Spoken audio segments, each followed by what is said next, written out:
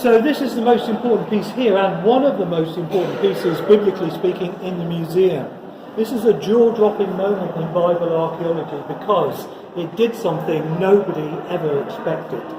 This is text that came from under a winged bull. So you can see the front leg there, you can see the hind leg. It wasn't a very big one, but of course these things are not just about imagery, they're about telling a story, and there's always text.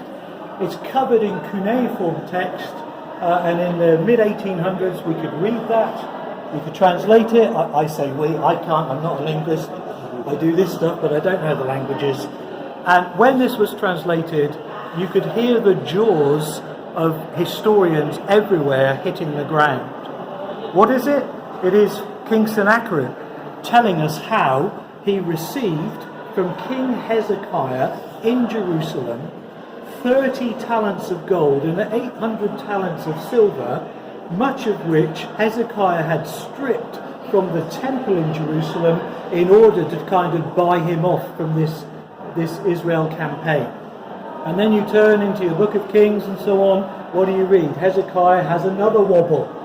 You know, the Egyptian plan failed. What are we going to do? Let's pay our back taxes. Let's try and keep him away. So he sends his people to the temple. They pull the gold off the doors. They ransack the temple of God. And they send all the stuff to Sennacherib. And Sennacherib issues a receipt.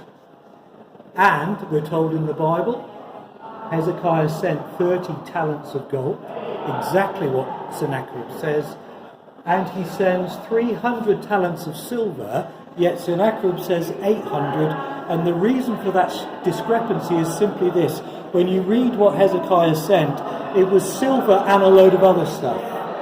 And Sennacherib doesn't care about the other stuff, it's just all in the silver count. He doesn't really care. In fact, he doesn't care about the gold either. The important thing to him is this.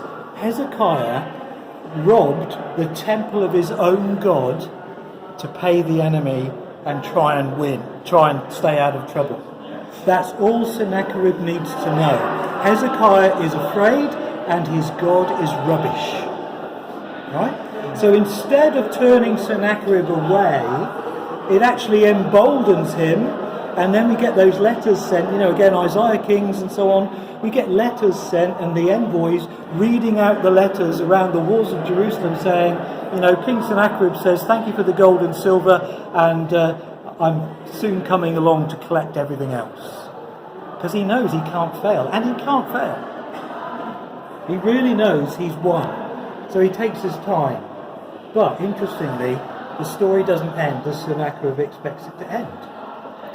So we'll see that in a moment. But that's one of the first times that you get exact corroboration of a biblical detail. Nobody even thought, Hezekiah in Jerusalem, 200 years ago, Hezekiah, king of Jerusalem, wasn't even a real thing. Well, Sennacherib says, we did some dirty dealings together. And suddenly it all takes shape.